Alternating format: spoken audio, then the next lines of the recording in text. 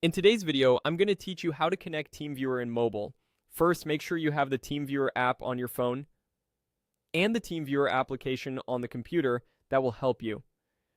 Both should be up to date and connected to the internet. A stable Wi-Fi or data connection will make the session smoother and more responsive. If you haven't installed it yet, download it from your device's app store and the official website for desktop. Sign in only if your organization requires it. The layout can vary between Android and iOS, but the flow is the same. Start by opening the TeamViewer app on your mobile device. When it loads, look for the section labeled Remote Support. Depending on your version, this may appear on the home screen or under a tab, but it's the area designed specifically for receiving help on your phone. Open that section so your device details are visible. Next, copy your device's TeamViewer ID. You'll typically see a copy icon or an option to share the ID. This identifier is what lets the helper find your device. Send that ID to the person assisting you using a method you trust, like a secure message or chat. Share only the ID. You don't need to send any passwords or other personal information. Now switch to the desktop side.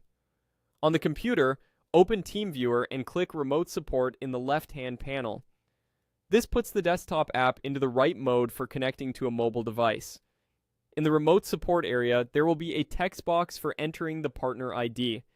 Type or paste the same TeamViewer ID you just shared from your phone.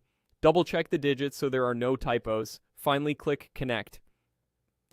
After a moment, your phone may display a prompt asking you to allow the connection or to grant screen sharing permissions. Approve the request so the helper can view your screen and guide you.